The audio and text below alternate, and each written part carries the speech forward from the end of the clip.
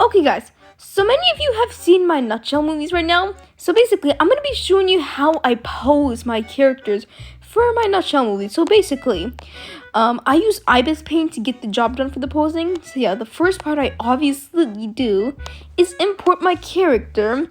I obviously draw it first, and then yeah. Now for the posing, I click the lasso tool, and then I choose a good portion that I want to pose.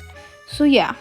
I'm going to take this hand and then I'm going to move it a little bit. Just like that, as if he's raising his hand and talking. And then you could do this if you want to make it look a little more accurate. You can flip it around just to make it change its position in its mirror.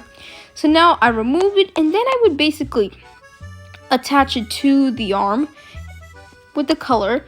And then I have this white stroke just so that the shape shows if it's in a darker picture. So yeah. So I'm just going to redraw over that. And then I would fill it in with the color that it was. So you can move it like that. For the legs, I would do the same thing, but I would just copy one leg. Just like that. Okay. And then I would pose it around. Like, rotate it in Ibis Paint, a little bit like this. I would subtract the lasso part.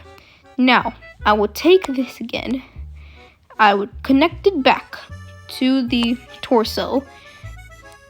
And yeah, do that. And then I would redraw the stroke just to clean it up a bit. See, yeah, we had that. Now it's doing its pose. Now, to make it talk, I would remove the mouth. And now, I see some people, like a YouTuber X-Men, you can go check them out. They do the mouth a little bit small like this. So a recommended paintbrush size for Ibis Paint would be around 10.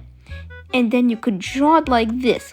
And for the eyebrows, it would be like 2.5. So then we could do a sad expression or a mad expression like this. So yeah, this is how I pose my characters for my mini movies. Okay, now we're going to use a more complex example for this tutorial. We'll use the Mr. Purple Color Loverman, aka Tio from Piggy.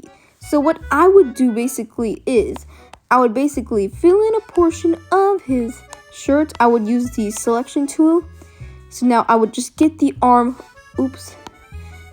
that I want to, and then I would size down and erase the parts that I don't want. So I'm just left with this arm. And I just make sure that I get every bit in there. Now what I would do is that I would move it around, move it a little bit away just so that I can properly move it the way I want. Like this. So now I would reattach it to him. Get rid of that. Just make sure to erase some of the stroke remainings that are left. Okay. And erase the remainings from the original pose. So now, I would fill in his part that got cut off and then reattach his arm. So yeah. Then I would use an orange stroke to reattach his arm and just, to make it a little original, how it originally was. Okay, let's fix him up a little more. There we go. So now it looks like as if he is raising his arm, as if he's talking to someone. Now we can do the same with his legs.